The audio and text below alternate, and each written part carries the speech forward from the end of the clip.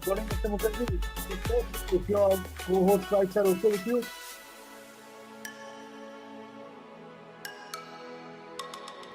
Yeah, good morning. Am I audible? yes, sir, absolutely clear. Yeah, sure. Let me see. Yeah, I think I'll be able to share. So at this moment, I'm not changing. No, no, So start available. let, yeah, sure. Thank you, thank you.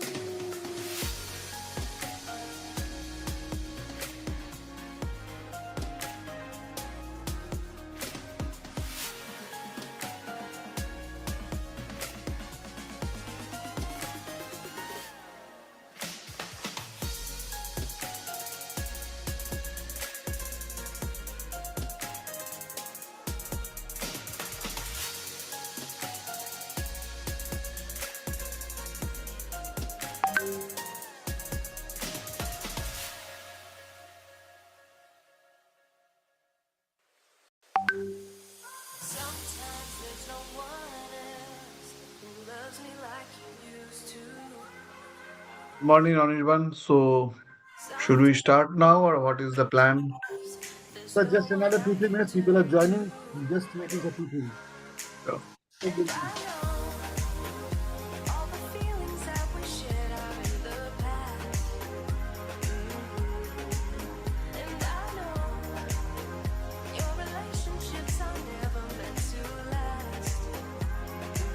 Just start sharp at 11:25 p.m.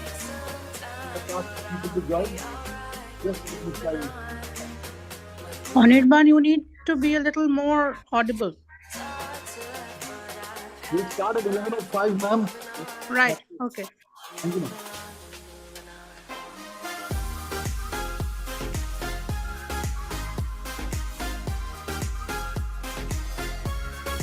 Am I audible? Perfectly, ma'am. Anirban, you need to raise your volume somehow.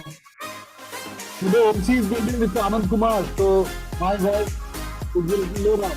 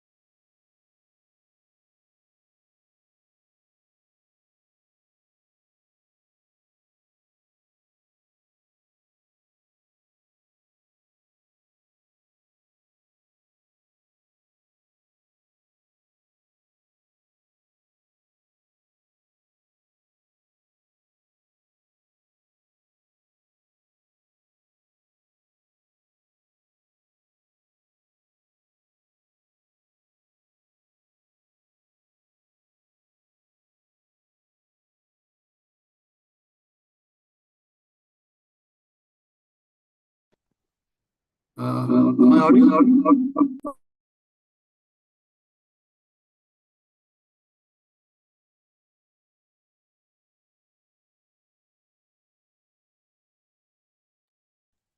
Everyone. He was audible, only the picture got flipped.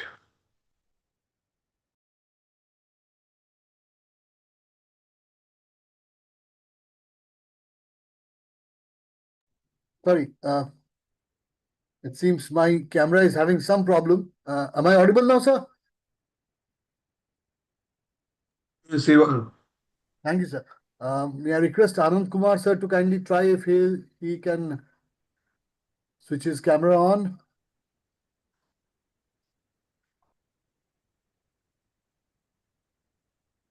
Okay, there are two Anand Kumar. Okay. Yeah, Mr. Kumar, can you do it now?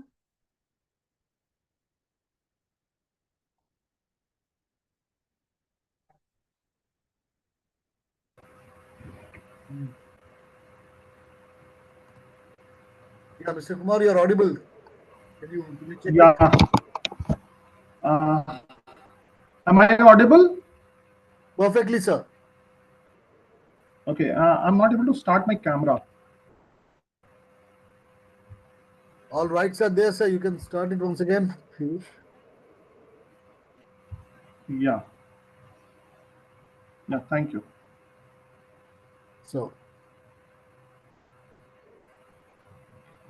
Okay. So, good morning, everyone. Let's start this session. And I would like to thank CMA, first of all, for giving us this opportunity for all the sale employees and DSP employees, particularly for this session. So they could arrange this session for us. And let's start this session. I would like to give a brief intro. Today, cybersecurity is no longer an IT issue. It is a production, safety, and business continuity issue. Globally, manufacturing is the number one targeted sector for cyber attacks, accounting for nearly 25 to 30% of all the incidents. And studies show that 60% of such attacks lead to operational downtime. In a steel plant where OT system, PLC, and level 2 automation run 24/7, a single cyber breach can stop a converter, disrupt casting, translate directly to crores of loss within minutes.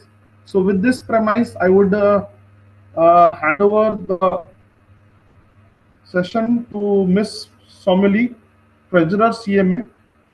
Ma'am, Shohini Guptu, sorry to interrupt. That's Shohini Guptu. May I request Ms. Shohini Guptu to kindly welcome the gathering, okay, ma'am. sorry. Good morning. I'm Shohini. I welcome you all to the CMA webinar on cybersecurity, which is being conducted in association with the Officers Association of Durgapur Steel Plant. Uh, Thank you for joining in on a early winter Sunday morning. Um, it's an interesting session because many Venn diagrams are converging today. Briefly about Calcutta Management Association, one of India's oldest management associations, and we have been functioning for almost 6 decades. The focus of CMA has always been leadership development, addressing management issues which are relevant and contemporary. Like Mr. Anand Kumar said, that cybersecurity is no longer an IT issue. In fact, it affects every individual and corporate today. In some point of time, all of us, or most of us, or some of us have been victims of breaching of cybersecurity. So it is more of management, it's of governance, and it's a risk leadership concern. It is relevant for organizations across the sectors. And cybersecurity is crucial to digital survival because most of our operations today are online and digital, and hence its importance. So, from protection of data to safeguarding privacy to prevention of hacks and breaches, it affects every one of us. Through this online module, which through which we are getting a broader participation and a seamless knowledge sharing and engagement of professionals and institutions beyond Kolkata, DSP Officers Association being one. So that's a brilliant forum for everybody to come and converge. A special word of acknowledgement to Mr. Anand Kumar for his long association with CMA and his unstinting support to the organization. Associations like these, they help us to network better and stay connected to industry realities. I would like to call upon Ms. Ina Bose to introduce our esteemed speaker for today, Mr. Sushobhan Mukherjee. Over to you, Ms. Bose. Thank Thank you. you, Mohini. Thank you so much. I would first thank Mr. Anand Kumar and Anirban to ideate the entire program of this wonderful wintry Sunday morning, and with a subject, with a topic that is very, very important, very, very vital to our daily, I would say, our daily living. And we have with us Mr. Sushobhan Mukherjee, who would be able to at least handhold us or make us aware of our what we should be doing and what not. Because as the digital India is progressing, so are the threats also progressing. So we need your help, Mr. Sushobhan Mukherjee. Mr. Mukherjee, let me introduce him. He's the CEO and founder of Prime Infoserv Private Limited, and also the chairman of InfoSec Foundation, which he had developed almost a decade ago. He specialized in over the last 2 decades, he's been working in IT governance, cyber resilience, and data protection. He holds global certifications including CISA, CEH, CHFI, and also ISO 27001 lead auditor. Mr. Mukherjee is respected as a thought leader and a speaker, and has driven cybersecurity transformation across government and enterprise sectors. Beyond technology, Mr. Mukherjee is also an author, a poet, and has several books with him.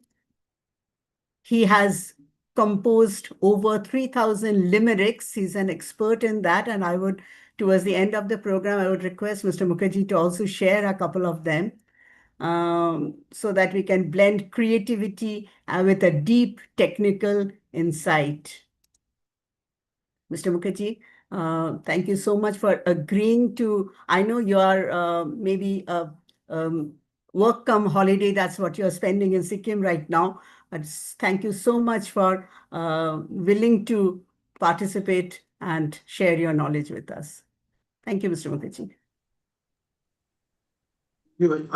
Thank you everyone for joining in a Sunday morning uh, for the cause of cyber security. So, though I went to Sikkim, that is not for holiday, that is purely for work. But interestingly, I came yesterday night back. So today I'm operating from Kolkata only. So let me first share my screen, then gradually maybe I can switch off my video also, because once I switch on the video, many of the participants who are in a little bit lesser bandwidth zone, their connectivity or maybe response might get little diluted. So am I audible to all of you? Am I audible and visible? Yes, sir, you are audible and visible. All right. So let me first share the screen. Then if not required, then I'll But if also. I may just add on one small thing, if I request the participants to kindly write your questions on the chat box, which Mr. Anand Kumar will take up after the session is over for the Q&A session that we'll have on the chat box. So my screen is visible. Yes, sir, your screen is visible. Yeah. So thank you very much. Thank you CMA and Officers Association of DSP for inviting me to enlighten the audience about the strategies for cyber resilient India. So since it is a Sunday morning, maybe very high-end technical things will not be uh, very interesting for the audience. So I have multiple slides, but it doesn't mean I have to go through as per the slide flow, based on the needs, based on the interest of the participants, based on your queries, based on your engagements. We can change the pattern also in between. In any time you need, you can definitely stop me, and accordingly I can change the pattern. There might be definitely there are some architecture as per the slide, but based on the situations, I can convert it to many storytelling, many real-time case studies, lot of things. I'll do it myself. But many a time, if you find it little overhead or maybe little more technical, you can definitely stop me. I'll be very happy to address your query. Fundamental objective will be next maybe 40 to 45 minutes. There are few slides through which I will try to harp on the few of the context, means in a digital transformation kind of situation, where are we today, what are the possible consequences are coming in our day-to-day life as a digital citizens, as well as our enterprise life, what all changes are happening in our digital infrastructure and digital transformation, what are the possible consequences, and not only that, what are the possible small little remediations which you can adopt, so that end of the day, my personal life, my family, my society, my nation, as well as our enterprises can be safeguarded. So that will be fundamental objective of the next 40 to 45 minutes, whatever slide flow I have.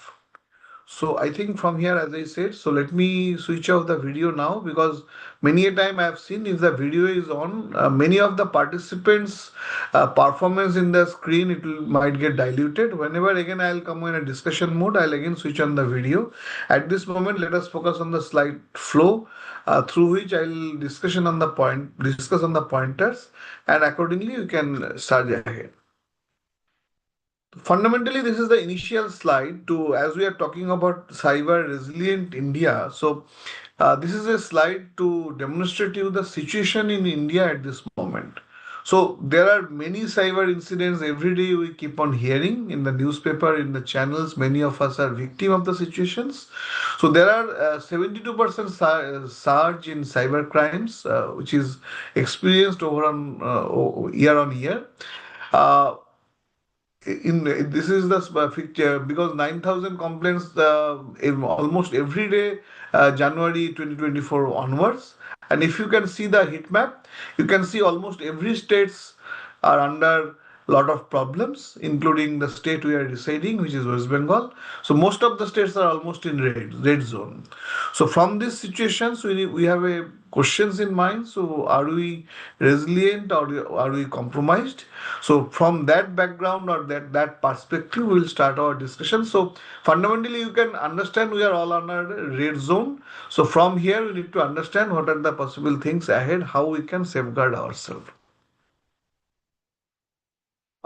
This is an interesting slide which I try to harp on in many of my presentations. Fundamentally, in last 30 years of our journey, our entire behavioral attributes got changed. Like the left hand side, the pictures you can see a transistor, you can see a floppy drive, you can see a torch, a Walkman, digital diary, calculator. And the below you can find a KV10, KV20 camera, a BPL television, and Pentium 2 kind of computers. So many of us are in this workshop today. I think many of you who are started working or maybe in this before 90s, you can very well relate that. So nowadays, floppy drive is no longer existence. Our kids cannot even understand what is a floppy drive, because it was some kind of today our mobile phone or our pen drive or our storage devices are much ahead of this. So fundamentally, you can see these all materials what I have shown in the left hand side picture. It has become kind of a museum material. So combining all those things put together, we have a small little mobile phone today in all of our hands, which is capable of handling all the features I have mentioned in the left hand side. So we do not need a transistor anymore. I have a FM radio inside my small little mobile phone. I use the mobile phone. Actually, the mobile phone was invented for the communication purpose. But at this moment, the mobile mobile phone device is so powerful.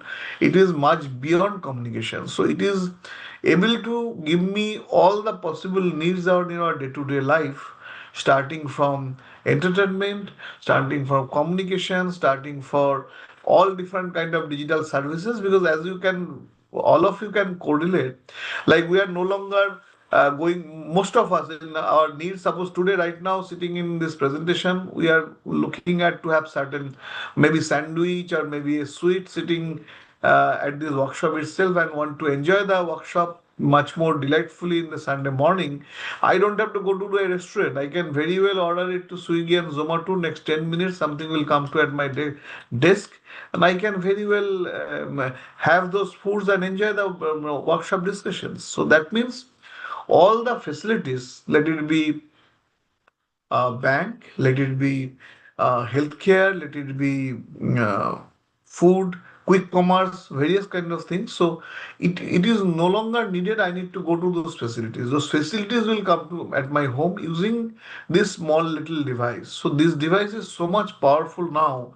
It is way beyond our communication journey. So it is helping me all my day-to-day needs, starting from entertain to the all necessary items. Everything is so powerful. Is able to give me. So that is the kind of transformation in all our 30 years kind of life cycle.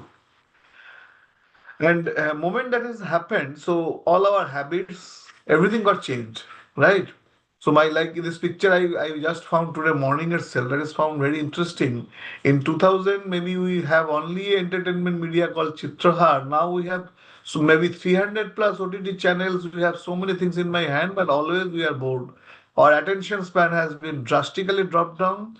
We are already addicted towards reels and shorts. We are not able to read our text. Yesterday only one of my friend, he has posted a video and saying he was posting so many interesting articles for business on day-to-day life, jobs and all. Very useful, interesting article both in English and Bengali, though in a text mode, and he was only having limited viewers. But he said last 1 month he has started posting maybe 2 3 videos per day basis, which is completely raw video, no nothing structured, nothing edited, no music added, nothing.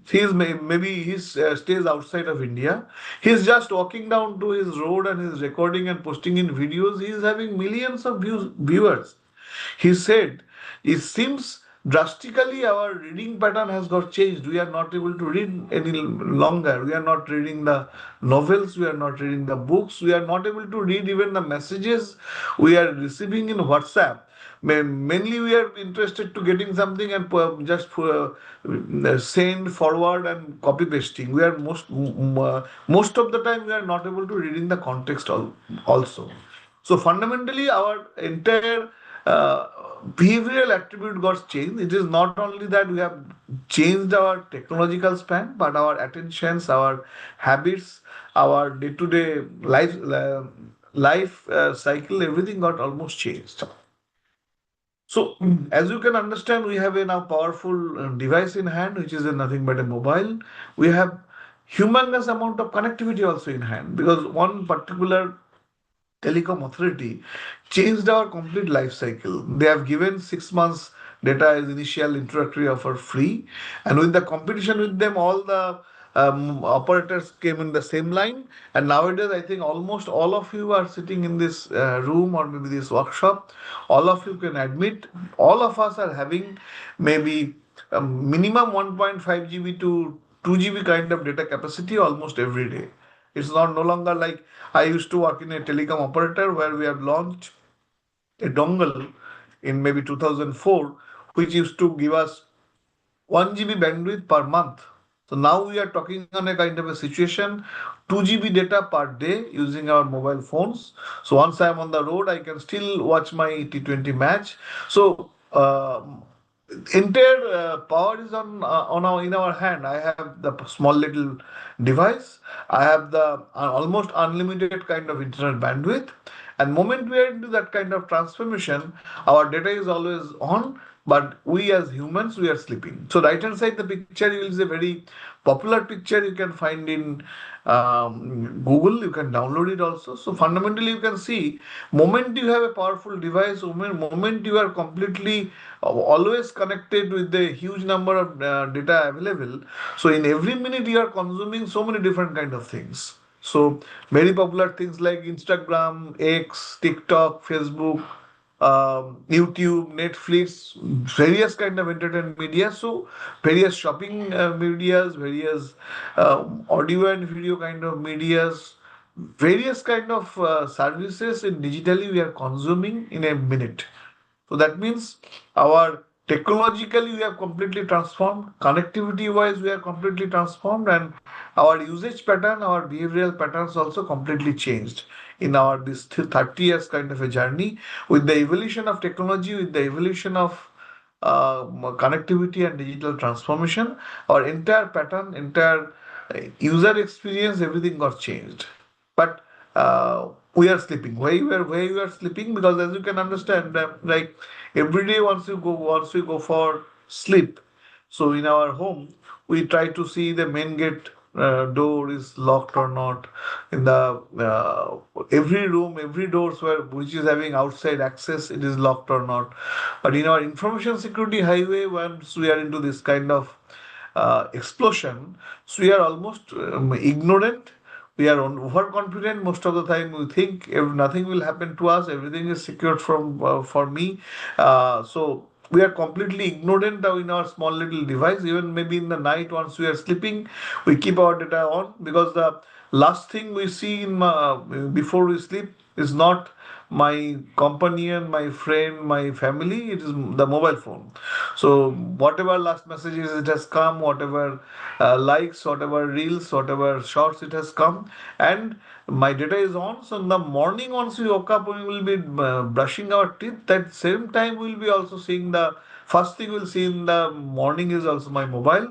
So since my data is on, immediately I'll jump into what kind of comments, what kind of likes, what kind of message it is coming. Like it seems like to me is like a life and death situation. This is kind of a we are into kind of FOMO kind of situation. Many of you heard this term, right?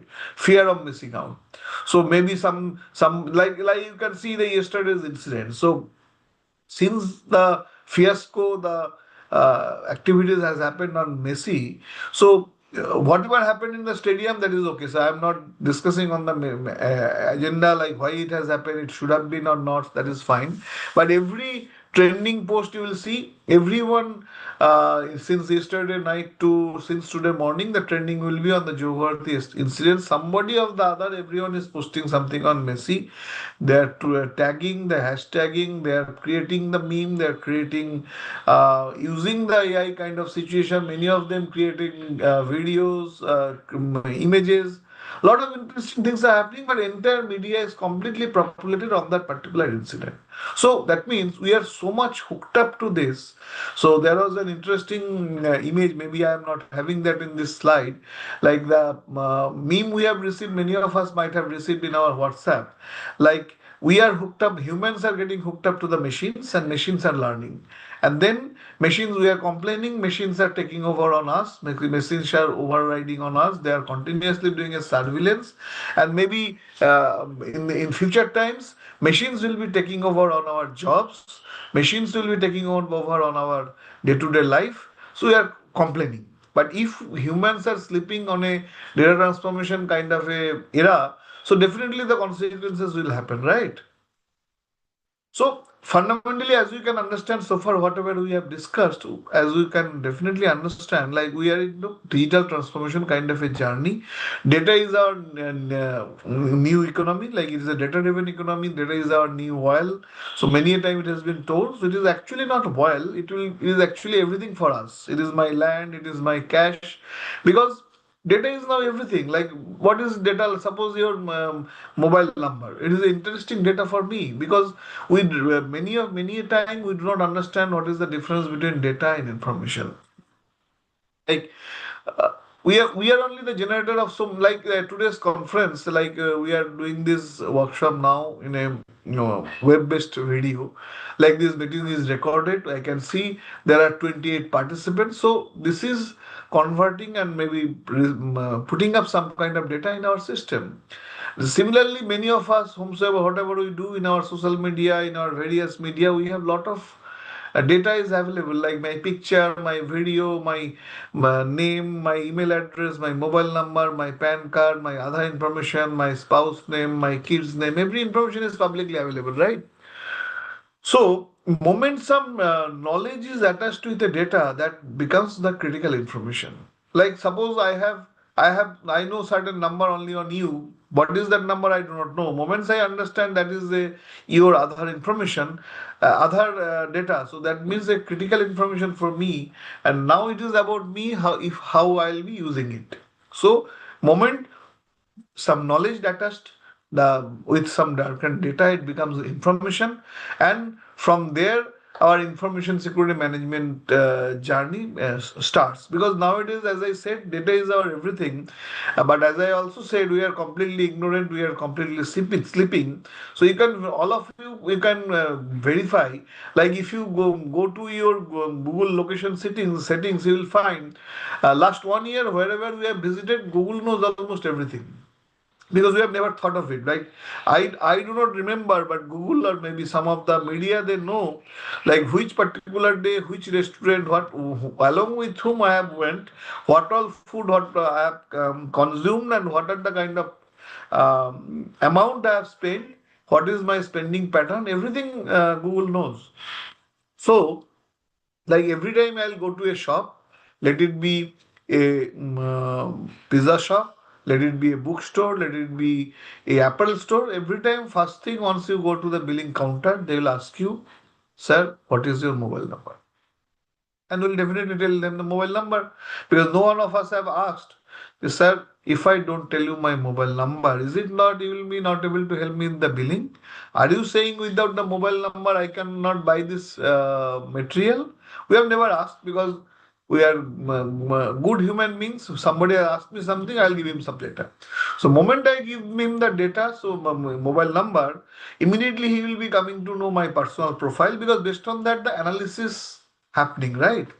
Like what is my spending pattern, what are the, how many times I go to that kind of shop, and what is my monthly consumption pattern. Suppose is a pizza shop, so they will be doing my profiling, what kind of pizzas I like, how much, how many times I go to that kind of shops, what are the kind of flavors, what are the kind of additions I like to consume.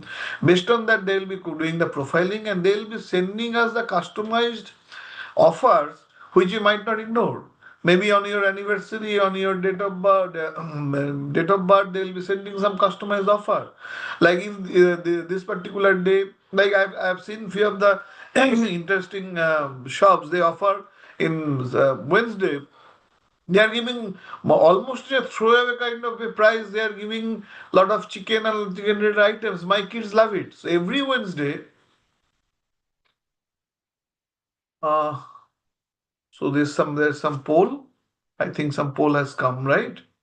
So many of you, if you are active in this screen, you can go through that poll and submit your comments. Meanwhile, I will keep on discussing. So engaging on this kind of polls will help us to let us know, like how much attentive you are to the sessions. Because in a physical session, what happens, we keep on talking, but the virtual session problem is that many a time I am not able to see many of you. Most of you are without videos, and once I'm running through a presentation, it is also difficult for me to see every one of you, what, how much attentive you are.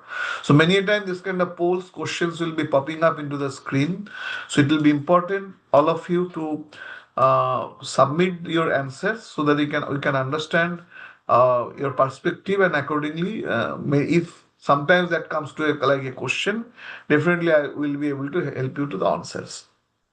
Yeah. So those analysis are happening based on my personal data. But we are not. What we are missing out is, like, say, mobile number. As I said, is an interesting identifier. All my bank accounts linked to my mobile number. Sometimes OTPs come to this mobile number. My other number is linked to my mobile number. So mobile number is very critical data or information for me, which, if they cannot force me to provide, unless they commit, this is absolutely important. But none of us, most of the time, did not ask why I should give you the mobile number. Anyway, so fundamentally, as I said, we are under severe kind of surveillances. As I said, many a time we do not know, but the other medias, wherever we are connected, they are aware of all the our behavioral attributes on my digital footprint in the digital transformation journey. And moment that happens, it is no longer consequences like my money got stolen from the bank, my files got encrypted, I'm no longer able to use those files. uh, these are all every one of us are facing, right? But nowadays it has been evolving so much, so it is connecting to our lives. That means we have seen the blue whale kind of games where kids are getting addicted, and in the 49th or 50th step they have been instructed to jump into from a high rise, so kind of committing suicide. Similar things has happened in the Momo kind of a game. So fundamentally, many a time we are thinking it is like a fun. Like, you can see this Sarha kind of a app, OMG kind of app, where we are getting provoked. Like, in my old age, I'll be looking like which film star. Uh, what are the so that way very interesting things comes in the social media where we are getting provoked. So sometimes some anonymous contents also comes where we give our personal data, but many a times we are missing out is like the using those personal information on those kind of applications. Sometimes it can be worse situations than the traditional small little money loss or something. It can be attached to our lives. So the threat levels are evolving. It is connecting to our lives. Fundamentally, kids, teenage and older people, our parents, our senior citizens, they are becoming the victim of the situations. How and what are things will come gradually. So before we come to next stage, so fundamentally these are the few data. So it's not that I'll read out everything on the slide. Like we have talked, I think we have already started talking around 10 odd minutes, but this slide says every 39 seconds there is a cyber attack. This is little older data. Now the latest pattern is every 11 seconds there is a ransomware attack. So by that time we are talking now. By this time, somewhere in the world, multiple cyber attack, ransomware attack has happened. Uh, Many of the as you can see, many of the other data, like 94% malware attacks use email as an entry point. Every day there are around 5,60,000 kind of new malwares are getting discovered. From social engineering, as I said, I was discussing, like, all our informations are having in social media, right? So if I do a social engineering for any one of you, I can understand everything of your life, what is happening in your life, how is your family life going on, if you are traveling or not, if you've got some reward and recognition, what is happening in your working life. Maybe some problem is happening there. So if I do a social engineering, everything about your life, I'll be able to understand. Not only that, I'll be able to fetch the critical informations, like, as I said, name, phone number, email ID, kids name, spouse name, or something. And as you know, most of your passwords are like combinations of these things only. Maybe your additionally your date of birth, your anniversary date, your spouse date of birth, your kids date of birth, all combinations of this data only. So if I have those data for you using social engineering, I'll be needing nanoseconds in using certain tools, just break your all of your passwords. Maybe your Gmail password, your Facebook password, so many other things. I can break in nanoseconds using the tools. I don't have to put any hard work, any jugglery, anything. So there is a small little example. So using social engineering, 98% cyber attacks are getting evolved. And you can see 85% breaches are due to human errors. So that's why we are here today. So all humans we are accumulated in a Sunday morning to discuss on cyber security. So that end of the day we will be having certain do's and don'ts so that we can reduce that 85% to maybe 84%. It's not that everything will happen magically, but if we can adopt small little steps in our day-to-day life, maybe from the end of the session we can learn some small things, apply to our life, our kids' life, our parents' life, in our enterprise life. Every one of us in the society, in the ecosystem, will be getting benefited.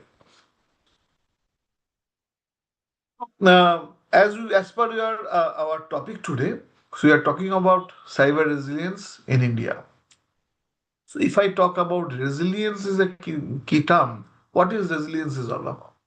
So that means in our life, whatever things we do, uh, many time we'll be coming to a situation where we have to counter back. So resilience is a kind of situation doing some simulation, emulation of the real-time problems and practice. So if even in spite of taking a lot of best practices, lot of precautionary measures, lot of groundworks, lot of security measures, if something happens, how I am able to counter back. So that is actually resilience. So in cyber resilience also it is the same. Like suppose in Indian, how resilient India is if we want to assess. So what do you need to understand? So in Indian context, as a country, as a society, as an enterprise, as an individual, how much we are prepared to counter back on a situations where some uh, cyber related activities or cyber related breaches or consequences took place. So it is our wish, no consequences happens. Nothing happens to in our life or enterprise life in our country. But as you can understand, cyber attacks are evolving almost every day. Every 11 seconds there is a cyber attack. So we cannot commit on that. Something might happen to us. And on those kind of situation, how we'll be able to counter situations. So before we come to that, these are the few statistics on Indian context. Last 1 year, you can see 83% of the companies has suffered for cyber attacks. Among all, is the national statistics came from different kind of OEMs, DSCI, CERTIN, and government and other stakeholders. They have said in last 1 year, 83% of the companies suffered something of the other in the cyber attack. The kind of losses we are projecting in 2025 as we are ending the calendar year, maybe fiscal will be ending in March, which is around to 20,000 crores plus. So you can understand that is not a small number. Uh, as you are, the DSP comes from a manufacturing background. We have already talked about OT, operational technology, in our inaugural slides by the speakers. So we can see ransomware cases or maybe malware attack cases in the manufacturing is rising. It is a very alarming kind of a stage. Definitely, on top of that, there are spywares, there are uh, different kind of sophisticated malwares, and only 24% on the organizations or enterprises feel they are prepared against the cyber attacks. Even those 25% is how much they are prepared. So that is a to matter to be verified. But as per the survey, only 25% feel or 24% feel they are prepared to defend against cyber attacks. And top targeting sectors coming on the BFSI. Then next the manufacturing and other segments are coming up as per Indian situation is concerned. Now, as you can understand, India is being a with a large population, so much of users, different number of states, different number of cultures, different geographical terrains. But India is surging ahead with various digital transformation services. Government has taken so many services which many of us every day consume. Since the inception of the presentation, I am talking about Aadhaar. So Aadhaar we already know. We are knowing about UPI. Many of us are nowadays completely dependent, and it is having huge number as per the global comparison. UPI is one of the largest hit. Apart from that, there are FASTag, there are DigiYatra, DigiLocker, e-Rupee. Now digital pin is coming. CoWIN was a grand success during COVID-19 times. ONDC, Umang, so many different initiatives are taken by government for citizen benefits. And if we consider sector-wise approach, you can see almost in every sector, government is having various initiatives, which is like you might have seen the Common Service Center, CSC kind of initiatives.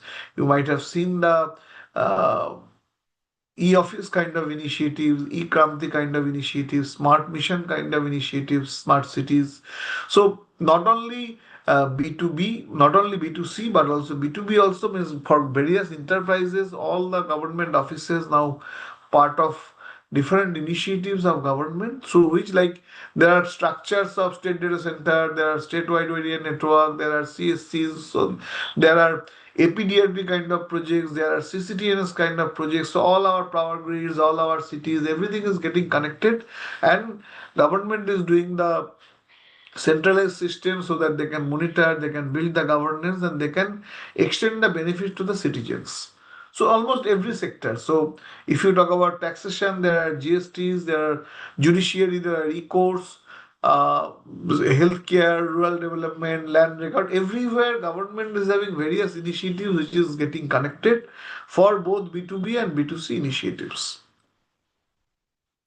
So initially we are talked about as an individual, we are kind of a digital transformation kind of a journey where we have a huge technological power with a small little mobile phone that is always connected with humongous kind of data, and that is connecting our lives. On the other side, for the enterprise and government sector also, government is also under digital transformation. We have so many different kind of digital initiatives. Everything is connected in both the sides. So that means we are in a kind of a era where digital transformation is the need of the hour. We cannot avoid it. Even there is, we are predicting some kind of problem, but we cannot be stay away with this. So with this understanding, so these are the two myths, as I also said my initial first slide. Like always, we keep on thinking, my machine is safe and I cannot be hacked. These are two myths, not only for individual, even for governments also. Because many a time you might be hearing other data got leaked, PF data got leaked, some other data got leaked, and government comes on saying in a press conference, no, nothing has happened, everything is secured. Like you might be remembering, like last just before demonetization, so we had to government had to block around 6.5 lakhs kind of credit card, debit cards for SBI banks because few data got leaked because of this was a kind of a third party supply chain risk. So, but within a month, demonetization came. We actually did not know what are the numbers. By that time, that got suppressed. So, both from a personal side, individual side, government side, stakeholder side, always this is the kind of myth. We try to pretend like there is no problem will happen, everything is fine. Fire is in that house, nothing is in my house. When fire will come to my house, then only I will take certain measures. So that is the kind of a myth. So fundamentally, with so many kind discussions, so many examples, so many incidents, fundamental point I am trying to harp on: breaches are inevitable. So we keep on thinking we are trying to prevent our enterprises. We are thinking we have already have the tools, technologies, processes in our landscape, in our devices, but and nothing will happen to me because we are thinking cybersecurity as a destination. We have taken a cab and we have reached Digha. So that means we have accomplished the mission. So it's not, cybersecurity is not like that. It's not a destination. We have reached a destination. It is a kind of a journey. So it is a continuous journey, and no time we have reached a destination, because moment I have reached a destination, my some other perspective got changed. Means this, I have got some protection with certain threats which I know today. But hackers are coming with the, so I am protecting those threats based on my yesterday's knowledge or maybe today's knowledge. But hackers are coming up tomorrow's knowledge. So they are working way beyond on our thought process. So that's why that's what technically we say 0 day kind of situations. So fundamentally, if we believe breaches are inevitable, our life will become simple so that we can take necessary corrective actions. So whatever we are doing across the globe, let it be government, enterprise, whatever. So fundamentally, we are trying to prevent a thief. But all of us need to understand, we cannot protect a thief, because thief will come, because if I put the main, lock the main gate, the thief will come to through some other gate, window. They will try to break in some of the other means which I may not know, because I cannot predict which, from which gate or which path, which tunnel.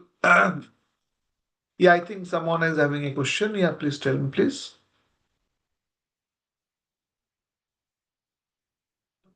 Yeah, someone names is Wonder Webs. I think you have a question. Uh, we can have the questions at the end, sir. They can write in the chat box as earlier said by sir. So we can have Excuse. questions at the end. Yeah. So please continue. Sure. Okay. Yeah. So this is the kind of a current situation. If you can, if you can correlate the movie Hera Fairy, so they were discussing in between about collection of some fund from certain locations. Somebody in the back, you can see from the, this is kind of shoulder surfing. Somebody from the back end hole, he is listening the discussion among them, understand the source of fund, date and time and location, and he reaches beforehand to the location and collects the money before they reach to the situation, right? So that is the kind of situation in our digital space. We are putting up all my information everywhere in the digital transformation journey, and somebody little ahead of us collecting those information and using those information or the, maybe the data against us to create some kind of harm or consequences for our life. Yeah, just a second.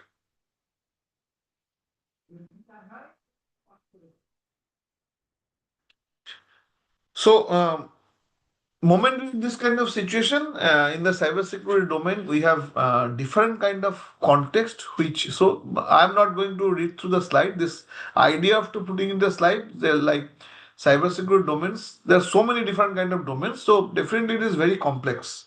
Already we are kind of a volatile, uncertain, ambiguous, and complex kind of universe. And with the rise of different kind of threats in the digital transformation era, cybersecurity domains are becoming very much complex. And once we are this kind of situation, definitely we have various consequences. What are those? Let us understand.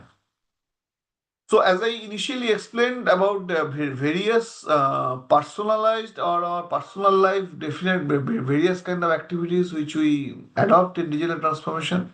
So, similarly, in the consequences also, I'll initially discuss the personal level problems, and then I'll also talk about enterprise level problems, and then we'll be able to try to combine, because enterprises are not isolated, because we all individuals are forming enterprises, and all individuals enterprises are building the society, and ultimately society put together we are creating the economy, we are creating the nation. Ultimately, if we want to safeguard our nation, our cyber resilient India, all of us put together have to put some efforts individually as well as organization wise. So, what are the possible consequences? The first one, I put many things in the slides, so it's not that everything I'll be discussing, because this is, the idea is to uh, put the key points so that it attracts your mind. So digital arrest, many of you know already, right? Because it is a talk of the hour. There is a news everywhere. Every now and then we are talking about finding digital arrest kind of scam. Like somebody is calling you saying some of your uh, material got stuck in Mumbai customs. Some narcotics, some kind of materials you are sending to Taiwan. So something has happened, or maybe some telecom authorities giving you a call and saying somebody has used your number, taken some mobile number using your SIM or other number, and some um, malicious activity has been done as using your mobile. So if you do not take immediate action, by next 2 hours, police will come and pick you up from your home. And then immediately, some people will call you from the police station, or somewhere will say, please join me and meet me next 1 hour. If you cannot meet, please come on a Skype call. And Skype call, somebody will try to threaten you. They'll be showing you some kind of, your names are already there in ED or somewhere else. So next for 3 to 4 hours, there will be complete grilling. It is more of a psychological game, because as I said, we are getting hooked up to the machines. Machines are learning, but fundamentally, we are also getting psychologically weak. Because moment I receive a call from a bank stating, yes, sir, you came to my bank yesterday in my branch, so and so branch. I am the branch manager calling. So some KYC information has got incomplete. So I have called you up to formalize that process. So it will look authentic to you, because few impersonations already has been done. That means you have certainly having the account in that particular bank, particular branch, and yesterday you have visited this branch. So moment this information got matched, this call looks like to you authentic. And next call starts some processes, something, some details, some feeding up something in the some link, or maybe some OTP has come. They'll ask you to give the OTP, and you have shared the OTP, and ultimately some amount got deducted from your bank. So it is no longer, it is not a high-end technology stuff, it is psychological stuff, using which they are collecting your authenticated information and then using this information against you. The similar things on the digital arrest as well. That means many a time, many of the media, many of the houses, everywhere, people are saying like, no police calls you like a Skype, or or maybe kind of a digital communication media, and they cannot. There is nothing called a digital arrest, house arrest kind of. But every now and then we are seeing people are losing money in crores. So that means they'll be saying 4 hours grilling, no one can be near you, you will be locking to inside your home, they will be saying your accounts will be frozen. So you please transfer these accounts to this particular accounts. Once you will be getting the clean sheet, so your money will be getting refunded, and by 4 hours kind of a time frame, you are, so that time you are already hypnotized. There will be so much of grilling, you will be not able to decide yourself. That particular time you are taking all those wrong decisions. So similarly, fake helpline, because suppose I want to go to a hotel, I'll be searching the hotel number. Like so one of my relatives, he is having a pension account. Suddenly, something has happened, or maybe some SMS he might have received. He was trying to call up the bank. He searched Google. First number he got the helplines. He called up that number. That was a mobile number, and that some person did not call him. Receive the call.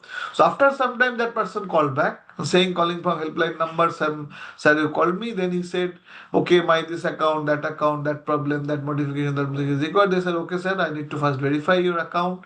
I need to do some activity. Then some certain exercise, same trap, some OTP, something, some link, something he might have clicked, some software might have. Then and next 2 to 3 hours, even the entire that was the day his pension fund got disburses into this account, and entire money got deducted.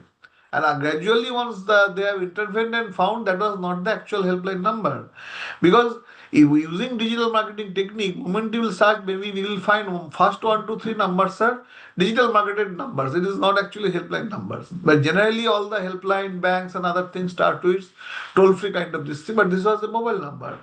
So many a time we will be receiving messages like your CSC amount, some amount is pending. If you do not take necessary action, your connectivity will get cut by tonight. Please call this number by 9 p.m. This thing, CSC office, right? Many of you might be receiving that. So fake helpline, social media impersonation, because many of the friend requests you are receiving. Like I got two of my fake accounts roaming around to the market. So one is saying mentor Sushobhan and second one is saying trade market expert Sushobhan. And I have given a social media post. I have put those profiles in a blocking and reported. Even after that, many of my known circle, they are accepting those profiles and they are asking me, okay, now you have become trade expert. They are sending me messages. So somebody is trying to use my digital identity and trying to create a fake profile and trying to connect with my known circle, so that after some time they will be asking, saying, okay, now I have this kind of shares, you will be getting money double, and maybe he'll be asking you some money to invest, and maybe he'll be saying next 2 weeks you will be getting the money double. And since the persons who my friends who know me in person, using my identity, they might be trusting that, and they will be investing the money. Like last year during the puja time, I was working in one of the enterprise. Um, they are into trading, share market kind of situation. So some lookalike domain has been published. Suppose that, let's assume abc.com is the customer website. So they have launched abcmax.com, and entire rest of the contents, everything is same. Only abcmax.com was having a propagation.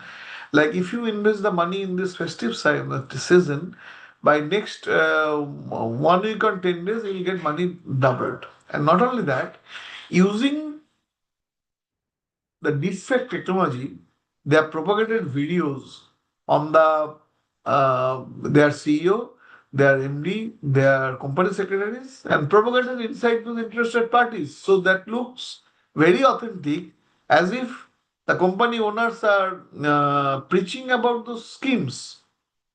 And after they have invested in crores, the entire everything got absconding. Then the consumers reported to BSE NSE, and then BSE NSE revealed their company secretary MD CEO's number. Then the company comes to know, using their identity, somebody might have done something malicious which is harming their brand. But ultimately, those consumers got cheated. So various friend requests, various things are coming using social media impersonation technique. Morphing deepfake, I've already talked about. Investment app scam, we are just discussing. KYC verification, I've already given an example. Many a time OTP verification, remote access, I need to do something, give me remote access, some link has come, something you click on this link, something you install, so that somebody will get remote access to your machine, and then he will be doing the surveillance on your entire activity, whatever. Because as I said, in this small little mobile device is a very powerful device. I'm using for my all wallets, all my banking accounts, all my UPI applications, everywhere I'm using it. So maybe if somebody got a remote access or maybe access to my device using some keylogger or something else, so all my activity will be visible, all my username, password, credit card, debit card number, whatever I am using for the purpose in using my mobile, then definitely they will be also getting access to that. And moment they are getting those access, getting those informations, maybe we are completely in danger.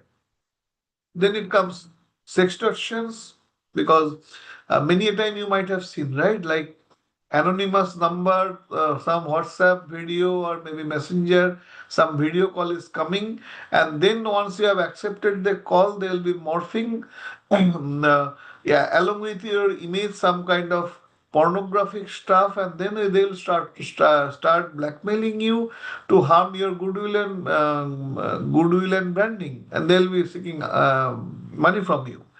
Now there is a new methodology of Aadhaar enabled payment system, using your biometrics, clone biometrics, they are able to withdraw money. There are loan app related frauds.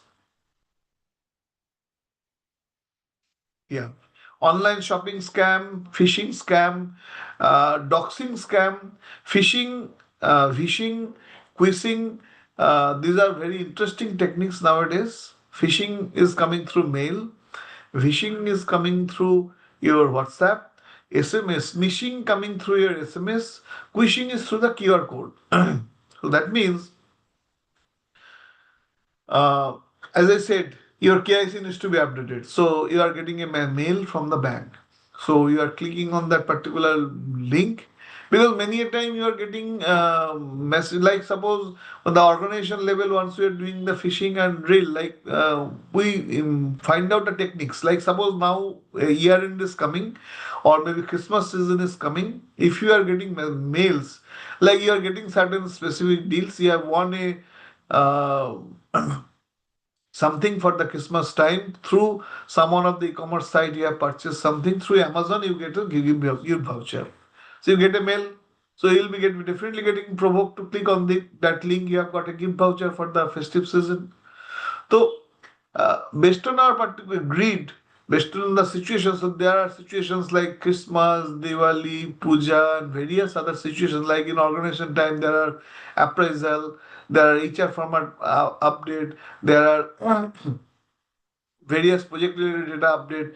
So using various kind of situations, there might be emails coming to you which is fraudulent in nature because earlier days life was very easy.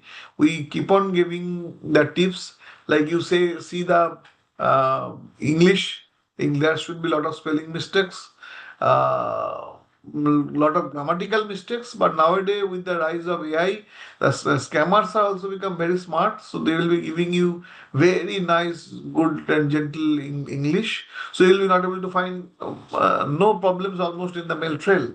But yes, there might be some problem on the email it came from. Maybe sometimes it is from Gmail, or maybe suppose Amazon.com is the site, you will get Amazon.co.uk, something like that. So you have to be very cautious from where the mail has come, and then accordingly you have to take decisions. The same thing happens for the smishing. With some messages you have won a Nokia lottery and you have got a Samsung lottery, you have won some prizes, you have got this kind of vouchers, you have got this amount credited in your bank. Please click here to see the update. So those are traps too from unwanted unknown numbers getting those messages and they are trapping you to click on some outbound link. And moment you have clicked, something might happen. Sometimes some information will go away. Sometimes some software will get installed. Sometimes somebody will get remote access to your mobile. So you are doomed. So QR code is also like same. My many a time even I've seen now the beggars also in the street. Once you stop your car, they'll come to ask some money. They are also having now QR code holding in their hand. So once you are scanning the QR where you are sending the data, many a time instead of sending it is coming some kind of some different kind of links or different send or receive kind of problems. Sometimes it is also happening nowadays like somebody sent you some money, some 5,000 money came to our UPI, then somebody saying okay, some problem has happened, mistakenly I've given you this money, so please say, this is my UPI number, you send me this money back. So many a time because one of my friend personally faced a problem like say he was having a flat, he was trying to give it on a rent, and in one of the websites somebody called him and saying whatever money or whatever amount he said he agreed, and he agreed 3 months advance also. Then he started asking okay, he was a kind of an army officer. I have written a detailed blog on that, so maybe if you have my profile you will be finding in my blog. Like he was like an army officer from a Jammu Kashmir terrain and he wants to come to along with family. He has given all the details of his personal belongings. And then Instead of saying a bank transfer, he's saying, okay, I need to send you the money, my accountant will call you, and then accountant starts calling on WhatsApp and asking for the UPI number. Why is this? So no, the army as I'm having a system, I need to charge my credit card against your UPI number. So many a time people are getting fraudulent. So suppose he is saying he will be sending a UPI 10,000 rupees UPI in your number. So he will be asking you to go to the app and click on the link or click on the button. So many a time it happens, instead of a receive or maybe it is going for a send. Sometimes they are saying you need to deposit me 5 rupees, I will be refunding you back. This is for a verification purpose. So that way they are using a lot of interesting techniques to get hold of you, hypnotize you, and then they do all the malicious activities. So banking fraud, SIM swap fraud, data theft, crypto fraud, so many different activities are nowadays happening. So that was for the personal or maybe citizen-centric ground for people like you and me. But same thing is becoming much more complex for the organizations like DSP kind of organizations or maybe similar kind of manufacturing organizations. So there are enterprise email compromise. That is called BEC, business email compromise. So that is becoming much more sophisticated. Like I was working on a organization. So one of their CFO was traveling to London. His flight was at 1 o'clock in the afternoon. So 5 minutes before 1 o'clock, a email goes from him to his subordinates in finance team and accounts team stating, so tomorrow this vendor is having certain installation and that is very important for us. So they have to install. So we need to release this 30 lakhs amount by today, by next 2 hours to them, so that they can initiate an exercise and complete the activity tomorrow. So I'm traveling right now. So next 4 hours I'll be not reachable. So but I want you to execute the task on for footing basis. So there are few interesting impersonation, like that person is definitely traveling. He will be not reachable 4 hours. There is a vendor, definitely they have tomorrow that installation is scheduled. So moment these 2-3 variants are validated, that team has already executed it. Ultimately, it has been found he has not sent it. Somebody using certain techniques, using his email ID from sitting somewhere outside. This is called more of a targeted attack. Using safer mail ID, he has instructed to the downstream so that it looks authentic, and based on that, the organization, the subordinate is taken the place. There is one more major incident as one of the manufacturing company sitting in Kolkata only. For the reasons I will not reveal the name. So what has happened, that manufacturing organization, they are procuring certain raw materials from the global domain. So some discussion on the negotiation happening on the mail trail. In the ninth mail or maybe 10th mail, so some man in the middle attack kind of things happened. That means everything remains same from the 10th mail onwards. Only one particular letter got added. Suppose let's say ICICIbank.com. If I add one more I and rest all remains same. That means same person talking, same communication trail is continuing, same topic discussion is happening, but only the uh, email ID got changed with the change in one of the letters. And the 11th mail onward, the discussion has continued, and in the 17th mail, they have finalized to a particular amount, which is per item, maybe $9 kind of a amount. And then, moment they have finalized, the contract got signed. And the company, then the vendor said in the 18th or 19th mail, they said, these are their existing vendor. So is not there a new vendor, they need to do evaluation. Existing vendor, all the names, phone number, everything continuing same. Only the email address got intercepted in the 8th or 9th mail onwards, which they have overlooked. Because everything rest is same. So they had no reason to be suspicious. So they said our Czechoslovakia account got suspended. We have certain problem. Yes, we have one more poll now. What is your honest password creation cycle? You can keep on feeding the information. I'll keep on talking. Otherwise, we'll be crunch in situation. But please be attentive. Please keep on answering the poll so that we can come to know how attentive you are. So they said our Czechoslovakia account got frozen. We have opened a new account in Atlanta. So why did you transfer the account amount there? We are sending the invoices. That then next 1.5 months, the organization has transferred 7.5 CRs to that particular bank account. So once we stepped in and we have been appointed as the auditor, we have taken a lot of necessary steps, lot of interaction with the team and law enforcement and all. They have got most of the money back. But the fundamental question I have asked, there is a forget about cyber security. Something got intercepted, we might have overlooked. But this particular vendor, they are existing vendor. Last multiple years, you have never given them a money or maybe order more than 1 crore in a year.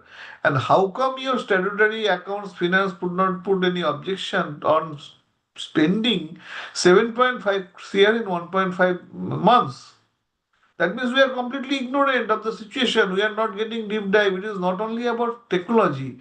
It is not only about process. It is not only about threat. It is about psychologically how much we are attentive to the situations, or we are getting carried away and hooked up with the way machines are getting machines are driving us. So, business email compromise, I have given examples. Phishing, we have discussed.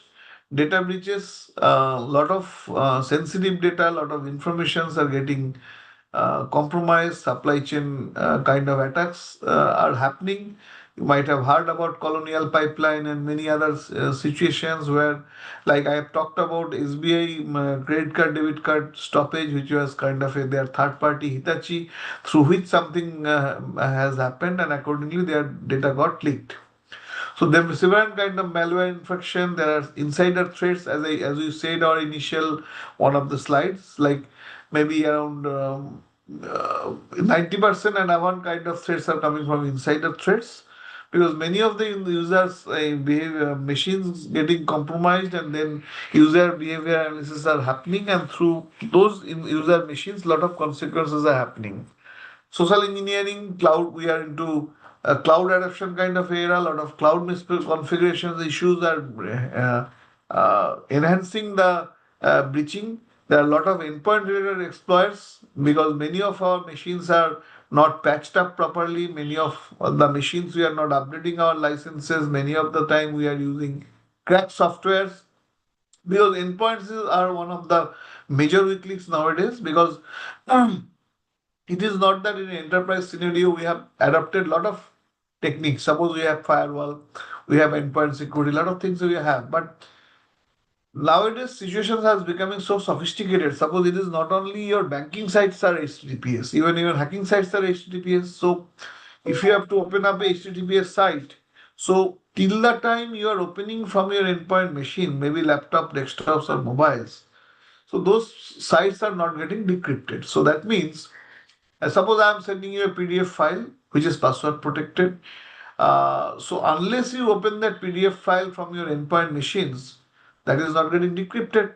So if I have injected a malware inside that PDF file, or maybe I have injected a malware inside the cookies inside of that HTTPS site, even if I have a lot of security measures in my gateway like firewall and others, till the time it is delivering in your endpoint, and in you are opening the same in the endpoint file, it is not getting decrypted. So even if having my best in class technology, I am not able to intercept it.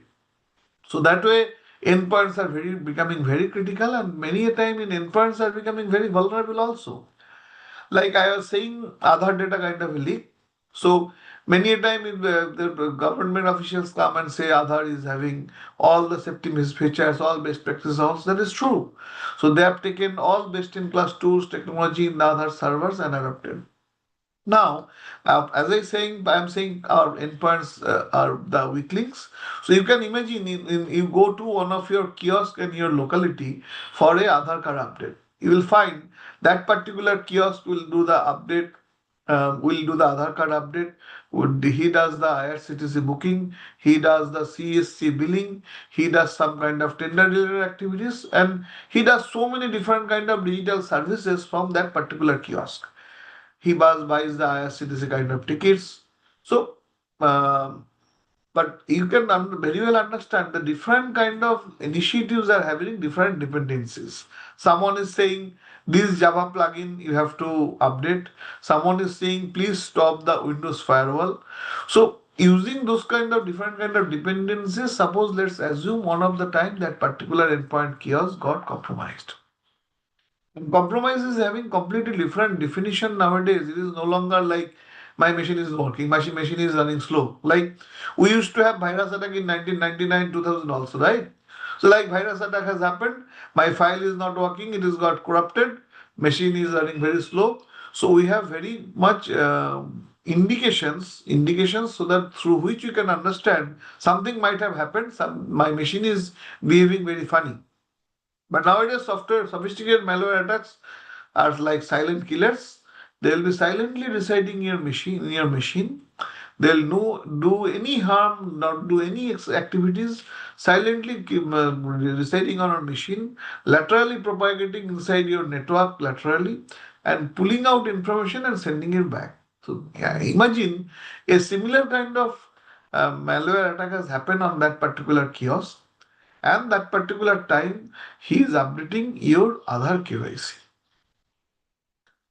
So moment he opens up a authenticated session with the Aadhaar server, whatever best practices, whatever has happened, everything got washed out using this backdoor. So there was an incident of Singapore Health, many of you might have heard. Their entire healthcare data got compromised, including ministers' data also. So that is a very simple example. Like they were upgrading their HMIS database server. They were running on Microsoft. They have MS SQL server. They were upgrading the entire HMI hospital management system. So they have adopted a new system where they have got a new server, new database, everything. All are protected with the best-in-class technologies, tools, and everything. Since the old server is no longer required, it was completely in a dormant situation. It was silently residing in the network, and they were not. No one is putting any attention to this because this is no longer required. Whatever I have required, I have invested new. I have put all my best-in-class tools, technology, everything. The older one, which is not required, it was silently residing in the network. Using that old server, some backdoor has happened, laterally propagated inside the network, and in a 6 months kind of time frame, entire HMIS data is out, including health minister's data. You might have heard the news in maybe 1 month or 2 months back only. One of the hospital in Rajkot, their entire CCTV data is out, all patients' data, and it is being sold to 400 rupees to 7,000 rupees in the public market. All CCTV data, all passwords or some admin at their 123 or something like that. Endpoint, the point I was coming to this on from endpoint exploits, endpoints are becoming very critical, very vulnerable point nowadays. So our weak passwords, identity spoofing, various kind of non-compliances as per the regulators, because India is having so many regulatory agencies. Suppose if it is a bank, then there are RBI, banks and banking and NBFCs. There are TRI for telecom. There are IRDA for insurances. There are certain for all our enterprises. There are NCIPC. There are IDRBT. There are Revit. So different kind of regulatory organizations. You might have heard about new regulations which has already come. There is a law, digital data protection kind of act, DPDP Act. So non-compliances with various kind of regulations are standard that creates a lot of problem. VPN abuse, disinformation, network flooding, financial fraud, shadow IT, patching gaps, data exploitation. These are the few of the consequences as per enterprise segment.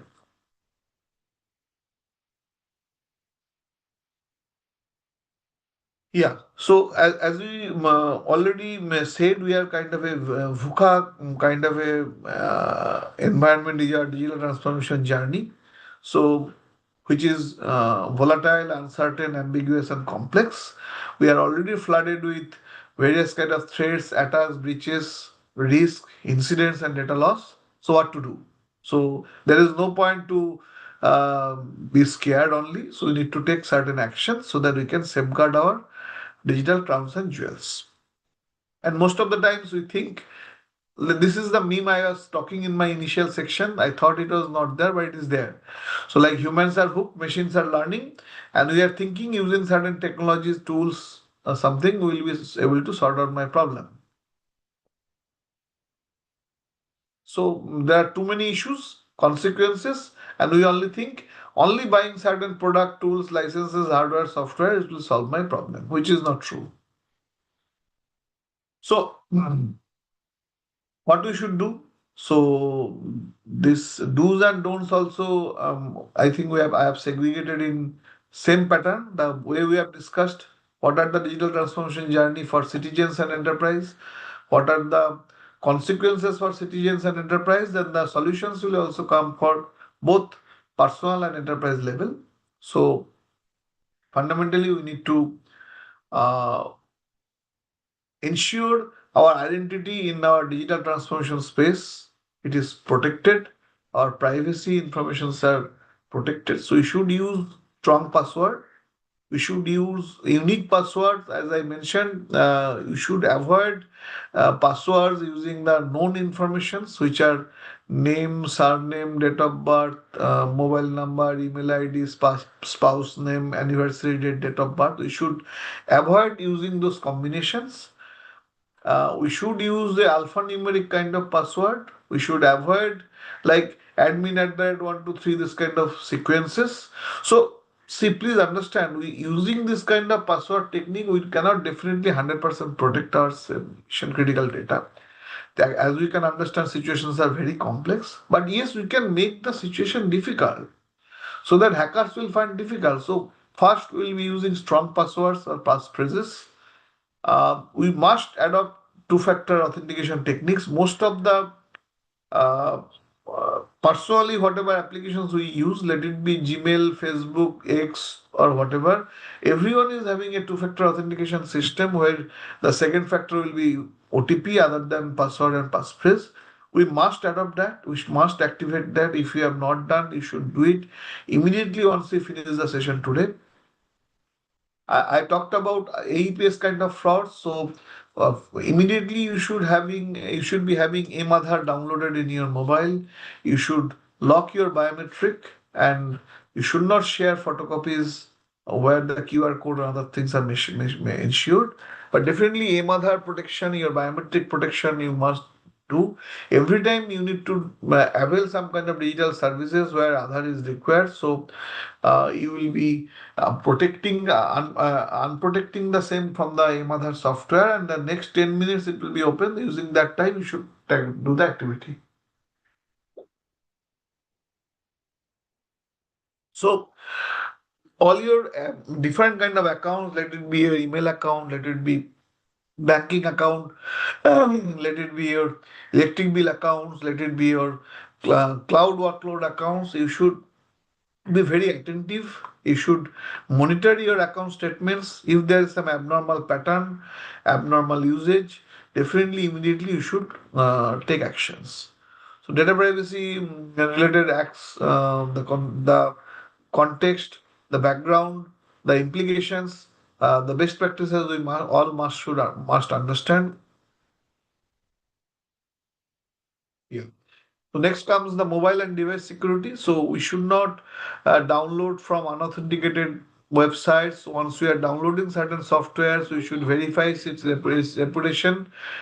We should see the when this app got uploaded. Is it very fresh or is it old time? We should see that their reputation. We should see the authenticity and comments against those this thing. We should avoid sending APK files. I have some found a recent fraud. Someone sent their wedding card information using APK file. Some image along with some APK. Somebody has to download and then see the wedding card.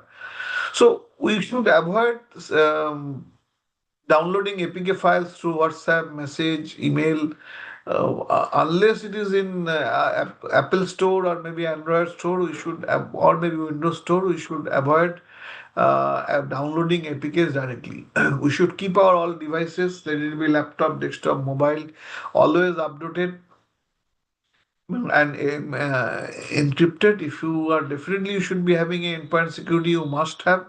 And most of the endpoint securities nowadays having those auto lock, remote wipe kind of facilities available. You should definitely activate that whenever your devices are not in use. You should definitely block the connectivity option. If it is a mobile, suppose you are sleeping at night, you should stop data, Wi-Fi, Bluetooth, your credit cards, debit cards. If it is nowadays all smart cards, contactless card, so you should um, uh, block those connectivity options whenever it is not needed. If when needed, you can activate that and then use. And nowadays for NFC card and all, there are some certain possible metallic holders are also available, so that you can protect your card related information with the for the unauthorized access. You keep taking backups of your devices whenever you are selling, or maybe your old devices in a OLX kind of or maybe some other platforms you are exchanging your mobile phones. Ensure some data has been destroyed, not a normal traditional kind of format. There are kind of low level kind of formats options are available, so that it can be done in a factory mode. Then only please exchange. Otherwise, many of the time, many photos, videos, confidential informations can be restored from those exchange mobiles or devices and can be utilized against you. Similarly, for digital payments and UPI, you should verify the UPI handle, avoid unknown request, use only official apps. Do not click on a link or something which has come about WhatsApp or maybe SMS. There can be small tips to that for email, phone, and WhatsApp. Whenever something has come like that, instead of clicking on that link, you can open up a link freshly. Suppose the bank has given you, SBI has given you a mail for a KYC update, click on the link. Instead of doing that, you can go to open up sbi.com or whatever is the website in the Google freshly, log into your account and verify and do the update, or you can call up the helpline. Instead of responding to a inbound call, you can cross check the same calling the helpline directly. Similarly, for the messages also in WhatsApp or something, avoid clicking on the links. Somebody is saying something has happened to one of your bank account, your CSC, electricity or something. You open up the account separately, separate website. Do not click something has been sent to you WhatsApp or SMS. You can say limit your transaction limits in your credit card, debit cards, so that even if some unauthorized access happened, you will be avoiding larger consequences. You can also stop those activities like POS activity, e-commerce activity, international transaction, and nowadays all cards are having all facilities. Whenever you will be doing it, in temporarily activate that, complete the transaction, again stop it. So maybe sometimes it will be not that convenient, because we are very much we are in the digital transformation space. We do not want to be take pains of activities. We are riding on conveniences. In our wallets also nowadays we save credit card, debit card numbers along with CVVs. Even sometimes we also do OTP auto detection, so that the second factor is no longer working. So sometimes if you do a OTP auto detection, you are not able to verify what OTP and what for the OTP has come. So OTP, you will be taking a break. So fundamental idea is to have a pause. You will take a 10-second pause. You understand what is the OTP for and manually write the OTP. If we do not have that kind of time, so definitely you are bound to go for some kind of consequences, and that time you cannot definitely cry something has happened to me, because we are all riding on conveniences. Even after that, some fraud has happened. So definitely you should come up and complain with the police. But and police now is no longer you have to go to a police station. You can call up 1930, or maybe open up a case in cybercrime.gov.in, and automatically the action will be taken on that.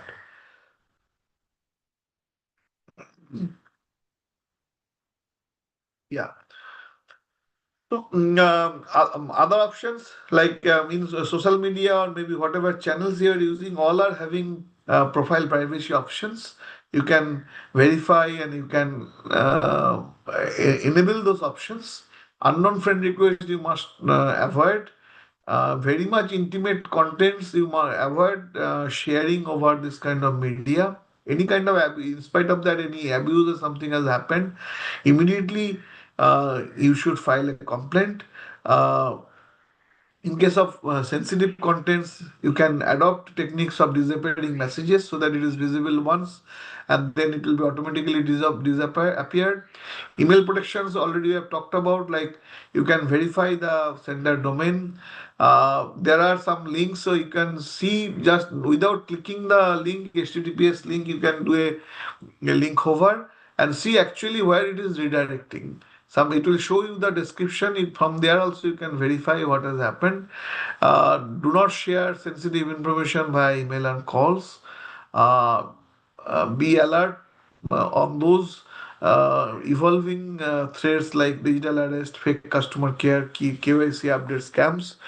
Uh, Keep your softwares updated, patched, enable all anti-spam kind of filters, email software, email kind of protection kind of options, wherever software options you are available.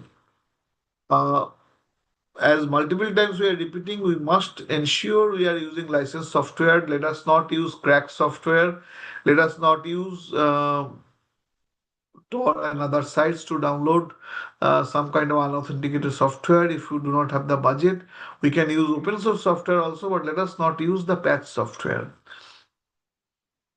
Should verify in our app management what all applications we might have installed. One application on maybe one game which is we know we are not no longer using it, but silently it is residing in our machine, and maybe I have not updated the app also for years. So you might have understood about the Cambridge Analytica issue on Facebook breaches. So it was a third party application. So you might not be remembering also, you have played certain games and you have given a Facebook to access. That app is silently residing in your app management console, and maybe whatever you are doing in the Facebook is that is monitoring. Maybe that game you are no longer playing. So you should go to the app management section of Facebook and disable those apps, third party apps which you are not using. Because many a time nowadays, any new application, any website, they give you options. You register with Gmail, Facebook, those. So it becomes very convenient to me. But we are not understanding. We using that information. We are giving access to Gmail or maybe Facebook to that third-party application to use the information. So it should be definitely avoided for a. It will take little longer time, but put your username, password separately using your email address and register. Keep data backups available. If you are in a personal level, you can use your OneDrive, your Google Drive, or maybe your Dropbox kind of solution. For corporate environment, there can be data backup kind of situation, so that for disaster situation, you will be able to restore from your data backups. All systems should be properly updated. You should avoid unauthorized accesses. For that, you should use the secured connectivity. Uh, Yeah. So there are many other things like online shopping and transactional safety. Already have mentioned in earlier slides also, but yes, again we are repeating because these are very critical. So we should be doing through verified platform only. Suspicious, very over ambitious kind of offers. We should control our grids. We should secure our card credentials. Wherever security options are available, we can adopt that. We should verify the merchant ratings. In spite of doing all those things, if something has happened, so incident reporting is must. So we should the different channels. There are multiple incident reporting mechanisms. There are banks. There are incident reporting mechanism. If it is a banking related frauds, it can be helpline. It can be from police. So in spite of doing so many precautionary measures, even if some consequences happen, do not hesitate to come up and file the complaints. So now if we come to the enterprise will be having furthermore activities. So as I mentioned that there should be verification on the compliances. We should, in organization level, we should be conducting regular risk management. We should be identifying the vulnerabilities. We should be doing a penetration testing. We should do VAPT exercise to safeguard our digital landscape, our infrastructure, our application. There should be proactive measures by doing audits to identify the risk, which will cover up the possible gaps in patches, network segmentation, and other issues. And it will so that is a term, technical terms in network audit, application audit, mobile application audit, or VAPT. So this is a kind of a risk management kind of situations. There are other standards also like ISO 27001, which is Information Security Management System. In a organization life cycle, there are so many practices, as we are continuously saying, like patch management, backup, business continuity, disaster recovery, password policies. There should be asset management, there should be network management. So many different kind of controls of a enterprise environment. So that is being covered under a risk management framework called ISO 27001. So at organization level, we should adopt that. We should do the gap assessment. We should do the necessary implementation. And then now, if our organization is matured enough, or maybe there is no budgetary constraint, we can go for the certification as well. So ISO 27000 is the basic foundation of the organization information security framework, which is talking about a synergy between people, process, and tools, so that we can safeguard all the informations inside our organization with different stakeholders. So stakeholders can be sometimes internal, interdepartment, sometimes can be outside with our vendors. So that is we are talking supply chain. So from there also different kind of standards and framework like TPRM, third party risk assessment is one of the context. There are cyber security maturity assessment is one of the context. Then we are talking about ISO 22301, which is BCMS, business continuity management system. We are talking about PIMS, which is ISO 27701, which is on data privacy. We are talking about enterprise risk management, which is ERM, which is about ISO 31000. So, on top of that, there are DPDP compliances, which is, as I said, new law, which is already got passed. So by next 18 months, every organization has to adopt that. So we need to prepare for that. We need to understand, assess our present situations, and accordingly go for the next path. In terms of technologies, we need to go for next generation firewalls in the gateway, because as we are talking about continuously ransomware and other sophisticated malwares, it cannot be handled with point products. It has to be dealt with a fabric. That means in the endpoint we need EDR, XDR. In the email we need email security. In the gateway we need next generation firewall. For the web we need web application firewall. On top of that, we also need sandboxing. So, including all those things put together in a fabric, we will be able to handle sophisticated malwares in a kind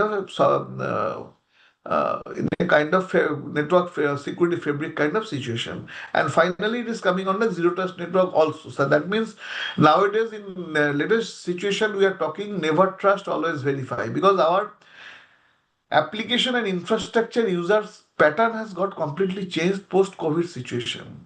I am a user now. Today all of us are attending this in meeting from all of our, most probably our homes, right? So the enterprise application usage is also like that. Sometimes I am using certain applications sitting at my office, passing my firewall over VPN. Sometimes I am using my applications, emails over cloud.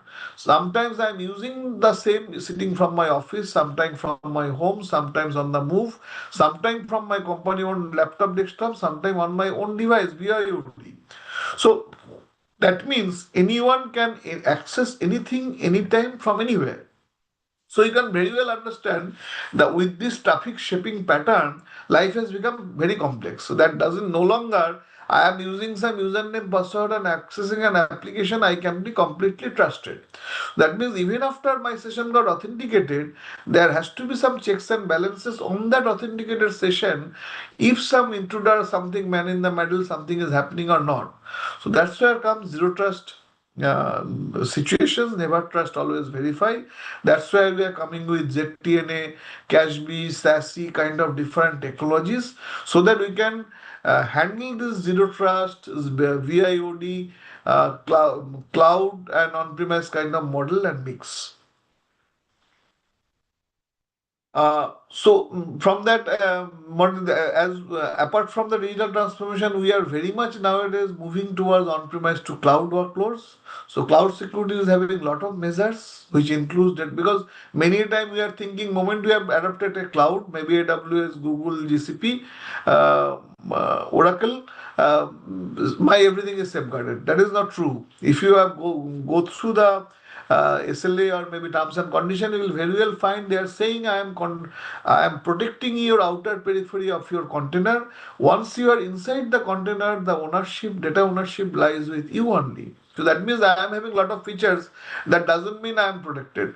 So I have to see if the features, functionalities, configurations are done properly so that I am getting the best out of it. So data encryption, cloud security posture management kind of a configuration, MFA and audit kind of logging, permission review, data policies for cloud situations. We have to continuously verify. We need to focus on awareness building, like cyber awareness we are doing today. So not only that, we need to do a lot of simulations. As we are talking about resiliency, it is not that once some attack will happen, I'll take some action, which is the break fix approach. Something has happened, I'll take the corrective action. So now situation is I have to do it proactively. So that means I'm talking about phishing. So there are situations we can do red teaming kind of exercise. We will be conducting phishing drills proactively and observe the human behavior, which user is getting trapped, and accordingly we will customize the training for the users, and quarter to quarter we will monitor that so that our human firewalls will get uplifted, and ultimately the users who will be handling my landscape, they will be educated enough so that I can safeguard my counsel jewels. As I said, we have to go for a proactive kind of a situation. Incident response has become very critical aspect. Sartin has already mentioned about 6 hours breach notification and 6 months log retention. That means in our heterogeneous landscape, we have so many different kind of devices. We have router, laptop, desktop, firewall, application, switches, Wi-Fi, biometrics, CCTV, so many different devices, right? We have now, as I mentioned, CCTV or maybe IP cameras password got leaked. We have now smart TVs, we have biometrics, all those devices are neglected. But all those devices, starting from Windows to IT to non-IT, everyone is generating certain kind of logs. There are certain softwares called security incident and event management like SIEM. There are some automated software called SOAR, security orchestration and automation, using which we can collect all those logs in the heterogeneous landscape, analyze proactively and predict which are the possible consequences might happen even before the attack has arrived, and I can take corrective measures using automation of a tool like SOAR and all, so that actual consequences doesn't happen. So we have understood breaches are inevitable.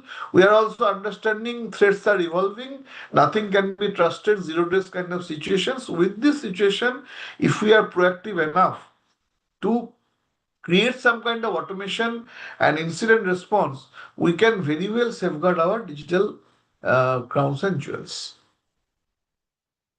Uh, So on top of that, other situations are also coming, like AI related anomaly detections, DLP and user behavior analysis, OT security. We have started with the OT security kind of situation. So OT security, OT is completely different. It is many a time it is not IP enabled. Many a time it is not having IT OT convergence. Many a time it is air gapped. So those kind of situations also, how we can use IDS kind of situation, tools like Nozomi, Clarity, Kicks, Indigi kind of tools, how we can have a defense mechanism there, how we can protect the communications using data diodes and all, how we can do some kind of assessment using IEC 62443 and NIST framework to assess whatever I am thinking completely air gap. It might not be true because my ultimately provider maybe Siemens, ABB, Rockwell, Schneider, they will be doing the patch updation over taking a remote session. Sometimes they are updating using a flash drive, using a Ethernet or maybe a serial port. So we need to have situations because many a time those softwares are not updated also for a year. So before putting some systems connecting to those devices, I need to have a mechanism to verify if the new machine is getting connected for patching, if the device is secured enough uh, which will not do any harm to my OT network. Uh, emerging threat readiness, and then external coordination, legal readiness with the various kind of framework, regulations, laws, and law enforcement engagement, and also adoption of cyber insurance, so that even after something might have happened, so I can get a protection and I can secure my investment. So if I take a recap of the golden rules, so regular keep on updating, take a backup, adopt encryption, never click to the unwanted unknown links, always use licensed software, public Wi-Fi should be avoided, and even after doing that, all those things, if something happens, definitely you should do a reporting either 1930 or maybe cybercrime.gov.in, or maybe in law enforcement, or maybe SARTIN, wherever, or maybe your immediate regulator where you are reporting to. So with the rise of AI, cybersecurity, cyber threats has become much more critical. Many a time we are thinking AI will solve all my problem, but AI is completely unregulated now everywhere. Anytime we are using AI, and that has created situation much more complex. And many a time we are thinking AI will replace humans, which is not true. Because you and me, which we are talking now, we are engaging in this session, we are not Sophia. Because we are thinking Sophia is very good because she can perform all my follow all my instructions. She can smile the way I want. But please understand, she is pre-programmed to perform those emotions. She cannot feel it. But you and me can feel it, right? We are humans. So that is the reason in this kind of situation we are trying to ignite our human elements so that we can be little cautious. We can take little pause. We can take certain wise decision to avoid consequences. So this I have already told. In spite of doing all those things, if you have any problem, you can call up helpline, you can reach to CERTIN, you can go to the cybercrime portal, and in spite of that something doesn't happen, you can definitely reach out to us. We are a cyber security practitioners. We will be happy to help you wherever you have certain kind of problems. So fundamentally, cyber safety starts with you.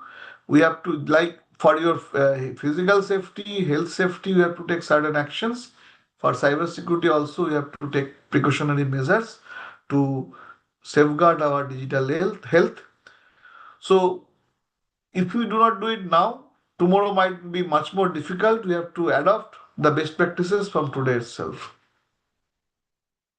So fundamental questions I'm going to ask you is, are you compromised or resilient? All of you actually ask that in for you and your enterprises. Moment we are asking that, we are trying to evaluate, we are trying to assess, we are trying to create a resilient framework to avoid the actual consequences.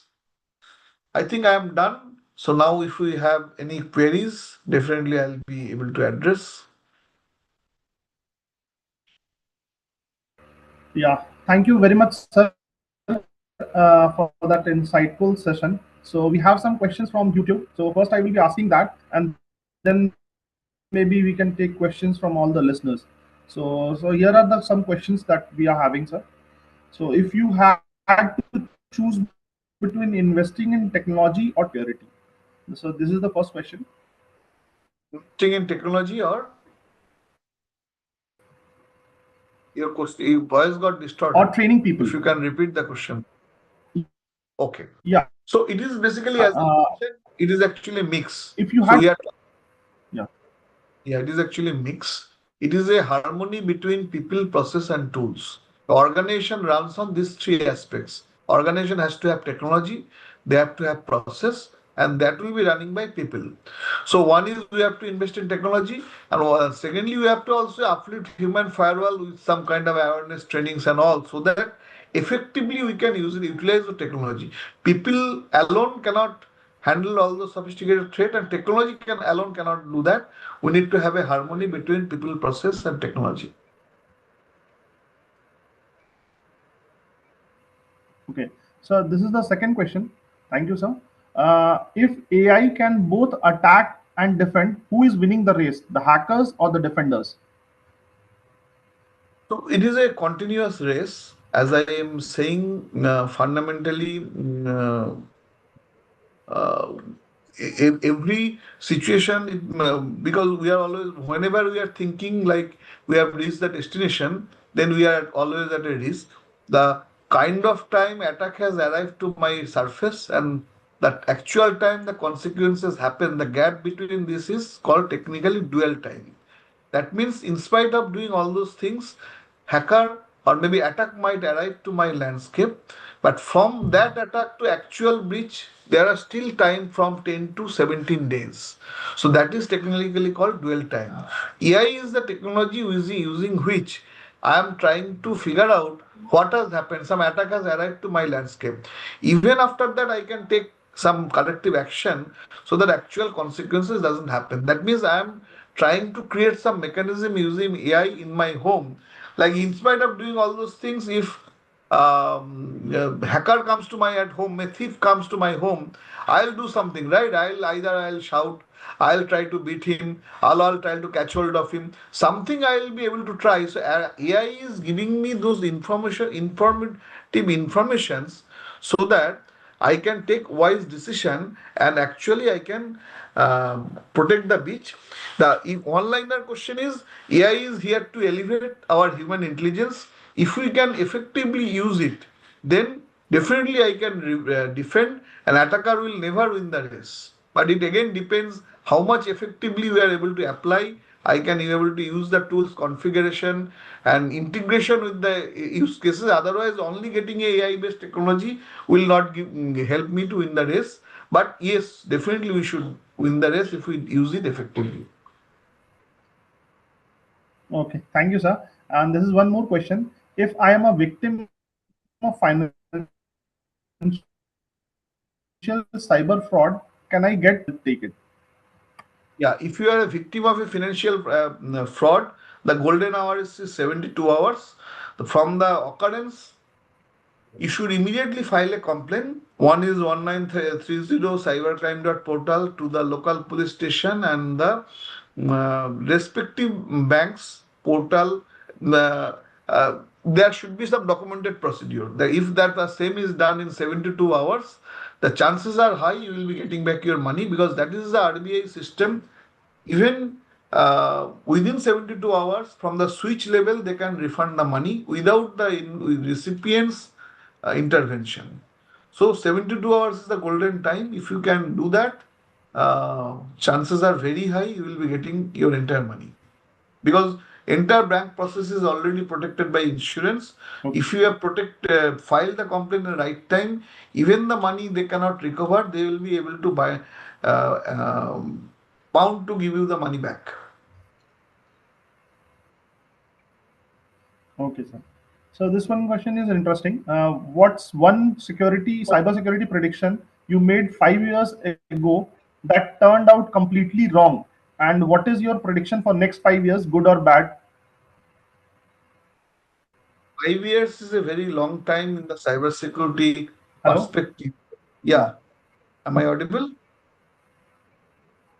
Mhm. Hello, am I audible? Yeah, sir. Please continue. Yeah, so I said five Yeah, years is please a continue, sir. 5 years is a very long time for the cybersecurity context. So almost every day things are changing. All predictions will get failed if we take it 3 to 6 months kind of a window. So and as you can understand, with the rise of AI, every situation will be getting changed because we are already in a kind of a hype circle.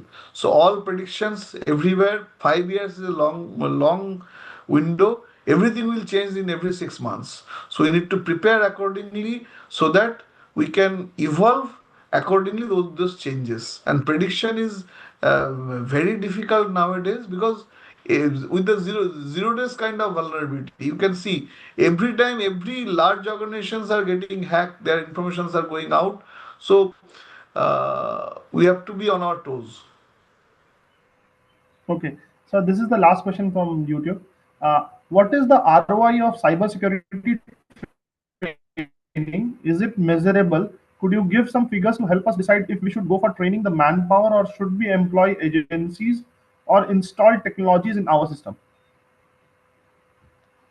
The mix. One is definitely you can do that training, but only just training, as you rightly said, the question is right. Like, unless there is a measurable criteria, users will not do the training. So the way we handle the latest situation is we should do some kind of phishing simulations on the users. Based on those behavioral attributes, we should give them customized training.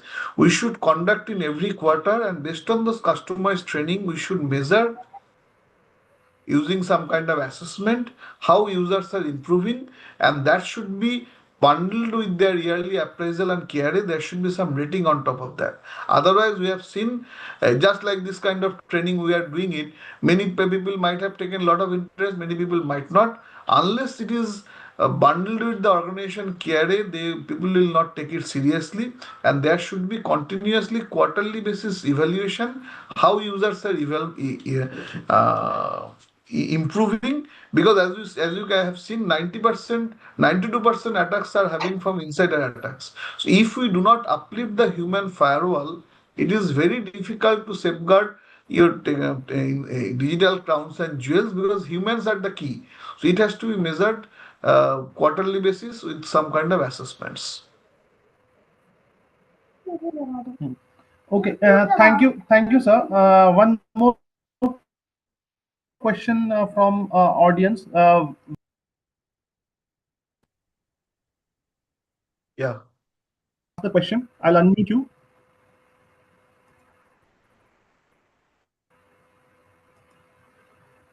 Hello. If Yes, she's there. please. Yeah, my name is Gautam Mukherjee. First of all, Okay. thank thank you very much, Mr. Mukherjee, for a enriching and enlightful session. Really, very nice session. Lot of learning happened. Thanks to both SAIL and to you, as well as CMA, who all have taken pains to organize your session. I have got three small questions. One is, uh, good hacking. How can good hacking be a good Samaritan in cybersecurity? Number one. Number two, there is a Digital India initiative. I'm sure under that there is some national cybersecurity policies also there. I'm not very sure if it is there. Kindly let us know about it. Little bit, whatever. And third is, partially you have answered that question, but still I'm asking is how artificial intelligence, that is AI, can complement cybersecurity except for pattern recognition and highlighting trends. So I think I'll start with the third one first. If you have gone through my slide, one of the slide I mentioned, in order to do a proactive incident response and automated threat defense, we need to adopt technologies like SIEM and SOAR, which is security incident and event management and security orchestration and automation. These are the tools nowadays fundamentally bundled with AI. So, moment I have discovered some kind of anomalies, it is not a threat. Anomalies in the pattern, in the usage. Suppose, let's example, yesterday someone logged into my server with a public IP at 3 p.m. with the admin user ID. So that is actually not a threat.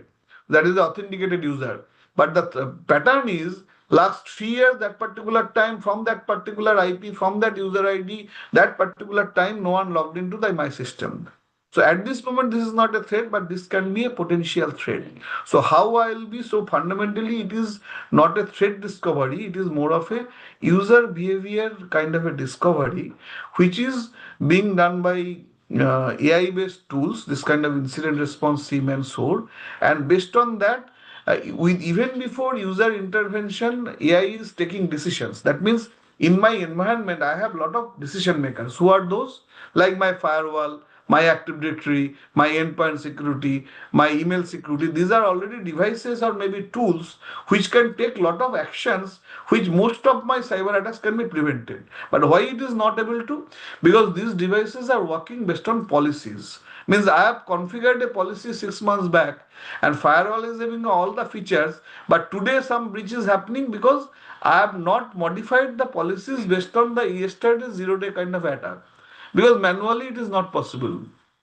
Moment AI is detecting those kind of possible anomalies and using SOAR kind of engine, because SOAR is already connected with my firewall, AD, all the policy enforcers. Moment it is sniffing some kind of problem on a denial mode, he is writing the rules and automatically remediating and informing the user without depending on the user to take actions. So user might say, no, this is my test traffic, I want to explicitly allow, but by default it is on denial. So in that sense, AI is helping us very much to detect the potential anomalies on the fly, specifically on the unmanned zone. Suppose I am not, the office is unmanned completely from 7 p.m. to next day morning 10 a.m. That particular time some pattern changes, something has happened, some UDP broadcast is happening. It is very difficult for the user to detect and take actions. So it will detect automatically and take automatic actions, so that many times this can be false positives also, as I said. But since it is on a denial mode, ultimately I will be able to protect many of the consequences. This is the first one. Second one, I think you have asked for the policies and acts. So India was already having IT acts, but since Digital Personal Data Protection Act is on force, so fundamentally all the organizations will be now focusing on that, because it is joining the dots in all different perspective, starting from CERTIN, NCIPC, RBI, IRDA, whatever regulators and whatever acts we used to have.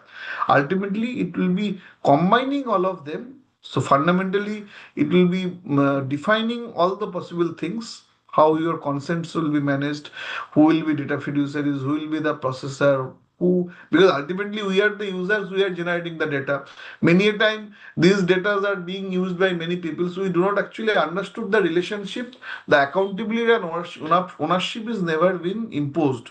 So fundamentally at this moment, as a Indian citizen and enterprise leaders, we should consider DPTP Act 2023 and certain mandates and our guidelines to protect our digital infrastructure. So these are the two questions. First one was, if you can repeat once more, what was the first question?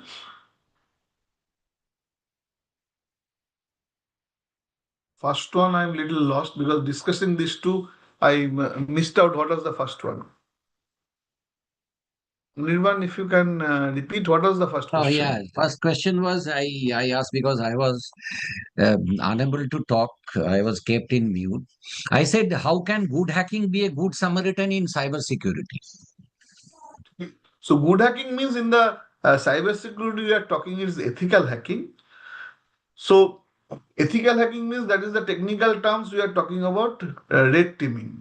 So, red teaming means, so one is, as I mentioned, about risk management, VAPT, network audits is like a planned exercise where organization and providers put together, they are deciding some assets, some specific time, and assessing what are the possible vulnerabilities might have and how to mitigate that. But that is again a planned activity. Hacker will not do like this.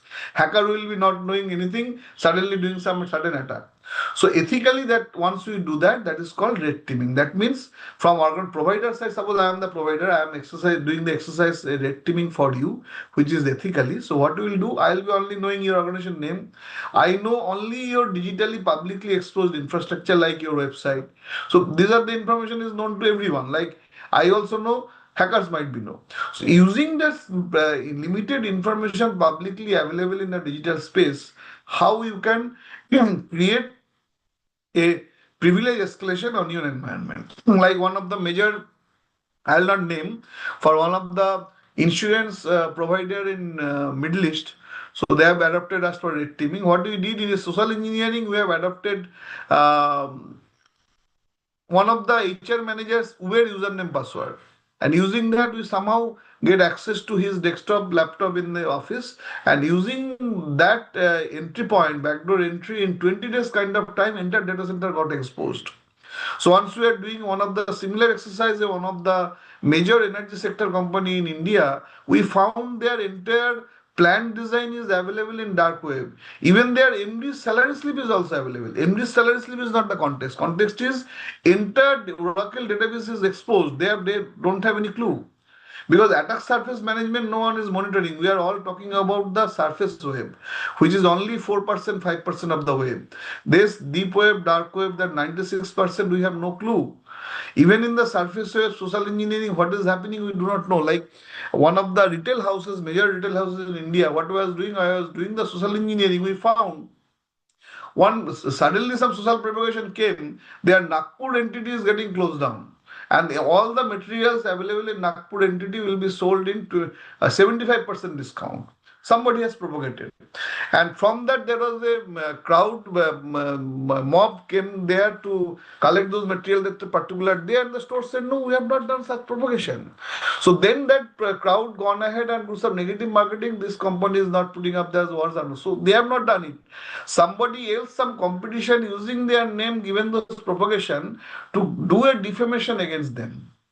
So even social engineering of these things are happening. So ethical this thing is basically red teaming that is being used to measure the resilience, and even for the like in the for normal war situation we use the wire range. So in this situation we use the tool technologies called cyber range, where all the possible malwares, everything will be available in the range. Because if I do a penetration of your live server, your server might go down.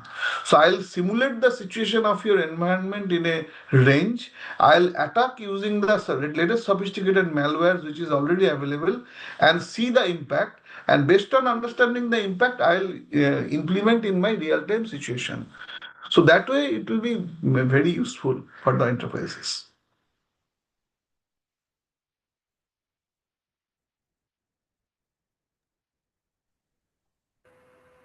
Yeah, now I would like to ask Sanjay Arya sir, our Honorable Secretary, Officers Association, Durgapur Steel Plant, to please give a vote of thanks to our esteemed speaker. Sanjay Arya sir, please.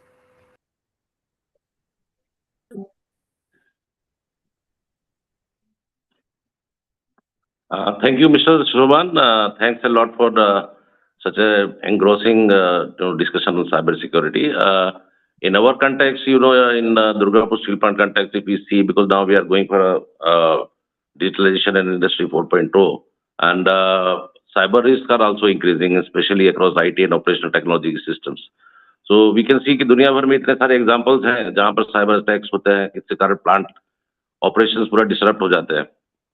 इसलिए cyber security जो what I think cyber security खाली IT का काम नहीं है.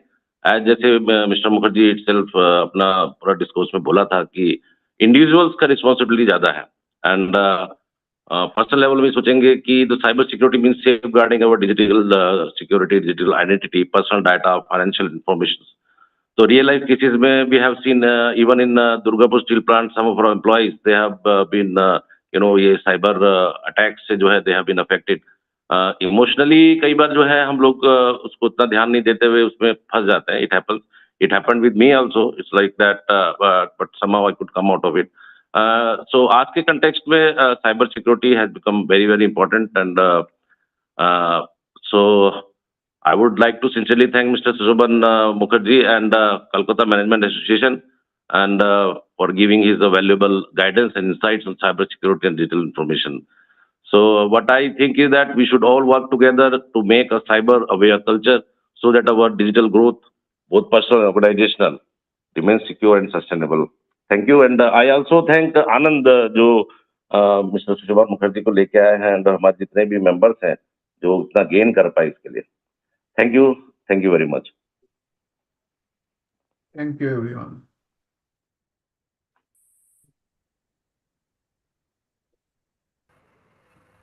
Thank you, sir.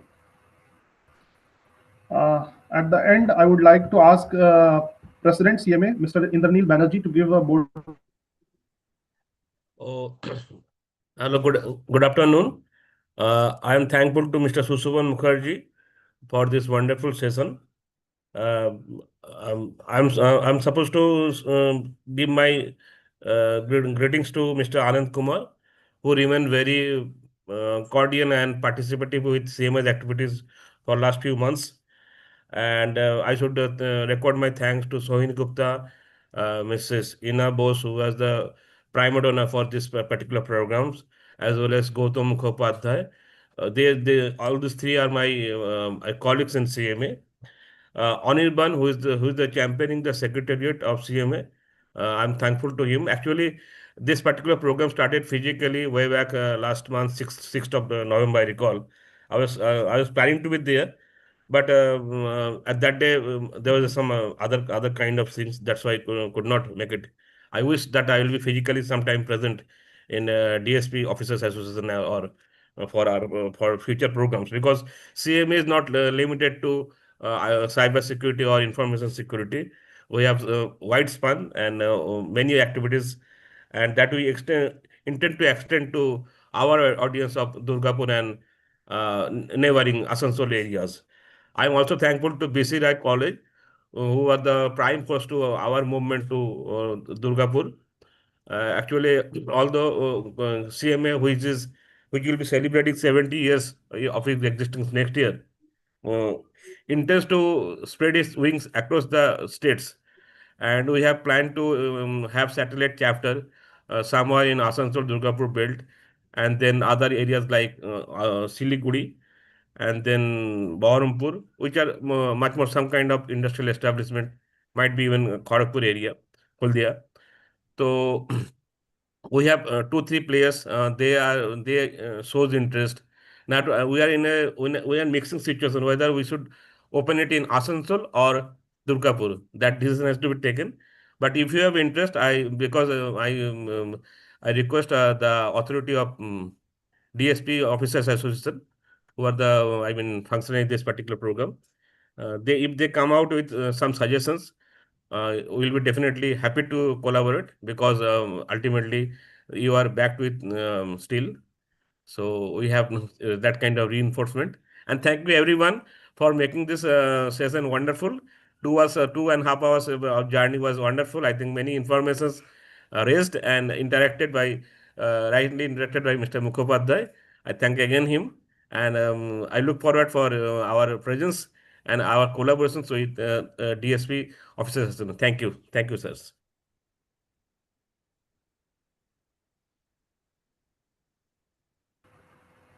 Thank you one